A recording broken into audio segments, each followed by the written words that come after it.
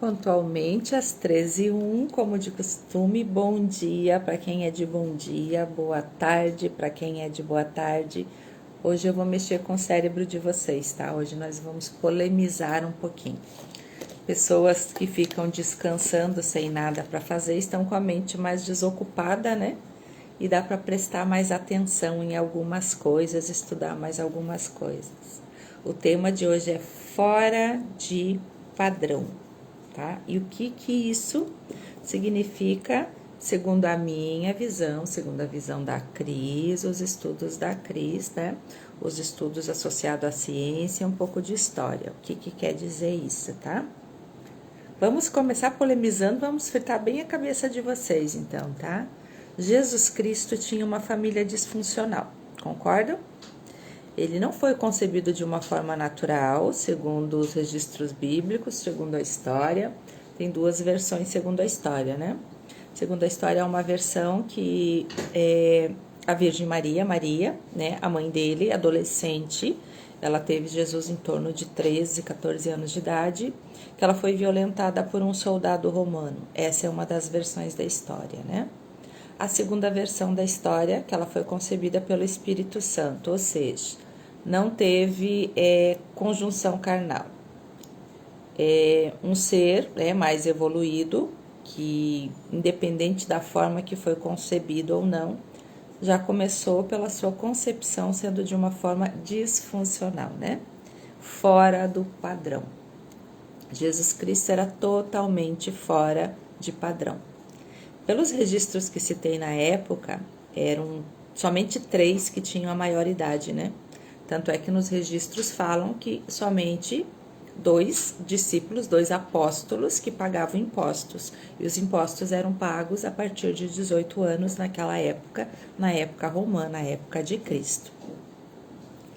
Então, vocês acreditando nisso, ouvindo os relatos da história, vocês acham que nós que nos dizemos conservadores, conservar aquilo que é clássico, aquilo que deu certo, aquilo que se vem fazendo há muito tempo, segundo os dogmas de algumas religiões, que Deus está se importando com isso ou não, que isso é o caminho certo?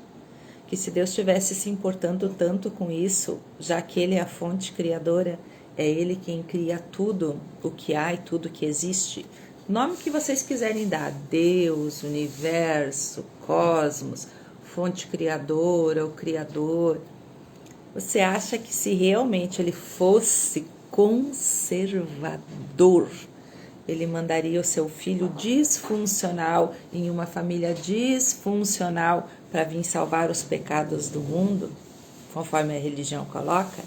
Ele veio nos ensinar o que é o autoconhecimento, como vibramos de uma forma melhor, que tudo retorna à fonte, ao Pai, que é Deus, né?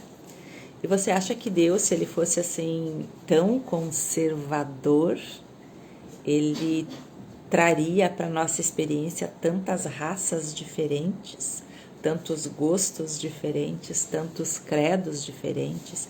Se a cada credos é o homem, né, que inventa, mas cada ser humano com as suas particularidades, com os seus excentricismos, você acha que ele criaria tipos diferentes ou ele criaria tudo conservadores, tudo dentro dos padrões pré-estabelecidos, que nem o filho dele veio dentro de um padrão que a igreja coloca ou quer encaixar, né? Então, aquilo que eu não entendo, eu coloco dentro de uma caixa para que possa, para o meu ponto de vista, ser mais fácil para mim assimilar. E conforme eu vou entendendo, eu vou querendo que as outras pessoas pensem ou ajam conforme eu estou agindo, sem respeitar a individualidade, sem respeitar aquilo que Deus criou para a experiência que aquela criatura precisa ter. Um exemplo de natureza, a gente nunca vai querer que na natureza o tigre seja um elefante. Nós nunca pensamos a respeito disso, né? Então, por que nós queremos mudar o ser humano e querer que o ser humano pense conforme nós pensamos, né? E religar de religião é bom, gente, quando ela te religa Quando ela te traz para uma egrégora, qualquer tipo de egrégora, onde tem um movimento de fé, onde tem um movimento de amor, onde tem um movimento de aumentar a energia. Querem exemplos? Olha só que louco. Onde se aumenta muito a energia? Num estádio lotado de futebol, onde todo mundo está vibrando dentro de um mesmo propósito, dentro de uma mesma egrégora, né? Seus times que torcem do coração, quando não há violência, né? Um estádio de futebol que está lotado por um show, onde as pessoas estão ali com o intuito de ir lá se divertir, sentir a energia daquele show. É uma egrégora, tá? É uma egrégora de fé, de amor, de aumentar a energia, na energia da alegria, tá bom? Dentro de uma igreja, Amorim, bem-vindo, Dermato Carolina, bem-vinda.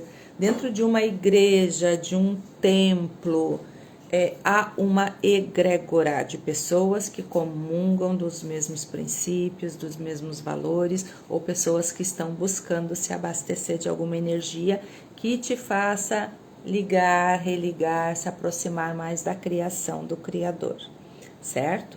Agora, a religião que te coloca dentro de uma caixa, que te faz pensar conforme os seus pensadores, tá? Nós não podemos esquecer, eu até anotei aqui, tá? Que religião ligada a poder e comercial, quase todas as religiões são comerciais, tá? Elas vão te manipular pro dinheiro. Dinheiro é bom? Dinheiro é ruim? Você está dizendo que eles não estão dizendo isso. Estou dizendo que você tem que ter consciência aonde que você vai se religar para chegar na fonte, a Deus. Dinheiro é bom, abundância é boa, prosperidade é boa, é divina sim, tá? O que não pode existir é a manipulação de algumas pessoas para um fim, a pureza de intenção. É disso que eu estou falando, tá? É uma dica, tá? Jesus Cristo até ia ao templo, tá? Mas não era costume dele. Então, se isso te faz bem, ir a um templo, a uma igreja, participar de uma egrégora para congregar a sua energia, para que ela aumente, para que ela esteja num nível mais elevado, para te ligar a uma fonte maior, é muito bem-vinda, tá? Tudo que o universo entende é a intenção do nosso coração. Aonde que o nosso coração está focado, qual que é a intenção dele. A intenção dele é de fazer o bem, é de trazer coisas que agreguem a sua vida, agregue de egrégora, né? Então, aquilo que vai egregando na minha vida, conforme as egrégoras, que trazem sentimento de paz, de coração tranquilo, de vida próspera e afortunada. Nós temos que parar e raciocinar um pouquinho, gente, tá? E não ir no impulso, porque tá todo mundo fazendo A, B, C, D ou E, sem raciocinar se é isso que o teu coração quer de verdade, se é isso que a tua essência sente e de que forma que você vibra quando você chega em determinados lugares, quando você faz determinadas coisas, tá? Que esteja primeiro preenchido da sua energia de bem, porque tudo aquilo que nós mandamos, né, emanamos para o universo, nós recebemos de volta. Então, a gente tem que estar sempre muito atento, que muitas vezes a gente acha que está fazendo a coisa certa e não está recebendo a coisa certa de volta, porque aqui dentro, na intenção do coração, do fazer, não é o que nós achamos que estamos fazendo. Vocês sabiam que Deus, né, o Criador, ele teve 7 alianças antes de ter a aliança dele com Jesus Cristo na Terra? E que Jesus Cristo é a sua 8ª aliança? E que esse ano é um ano 8, somando 2024 dá um ano 8, que é 2 vezes o 4, que é o número de Deus, tá? 4 vezes 10, 40 anos. 40 dias no deserto. Então, se estudar um pouquinho a Bíblia e a história, a gente vai entendendo um pouquinho dessas coisas, tá? Falo aqui de buscar o sagrado com intenção pura. Lembre-se que somos humanos. E o que eu quero dizer com isso? Que muitas vezes nós achamos que estamos na intenção pura, mas nós mesmos mascaramos a nossa segunda intenção, aquela que está por trás de, né? Então, tudo aquilo que é genuíno, que é puro de coração, que está na sua essência, independente se isso é o que nós julgamos bom ou não bom, porque isso não importa para o universo, ele não julga, nós só colhemos aquilo que nós plantamos, né? Então, o que está no seu coração, o que você quer buscar, se você for puro na sua intenção, tá? O universo vai te trazer de volta aquilo que está na sua intenção. Você tendo a consciência ou não, tá? É um reflexo do que você é, do que você tem por dentro. Então, assim, muita atenção, né? De querer colocar as coisas dentro de um padrão, dentro de coisas padronizadas, se o próprio Jesus Cristo não seguia um padrão para os moldes da época. E nós muitas vezes nos vemos seguindo um padrão para moldes que nem é e nem são dessa época mais, tá? Nos vemos julgando pessoas pelas suas aparências, pelas suas condições, pelos seus como a gente fala pelo seu gênero, pelas suas opções, né, de vida sexuais. Quem somos nós? Que conhecimento nós temos acima disso para julgar e para inserir ou para excluir de um contexto? Se Jesus Cristo, que foi o nosso maior mestre que se tem registros na história até agora, eu sempre digo aqui para vocês que eu sou cristã, não cristã evangélica de religião XPTO, eu sou cristã porque eu sigo os ensinamentos de Cristo, eu me identifico com os ensinamentos que ele trazia. Ele era um ser muito amoroso. Ali, querida, muito bem-vinda. Ele era um ser muito amoroso, mas porém ele era um ser muito firme, tá? Nas suas convicções, nos seus propósitos e na sua consciência.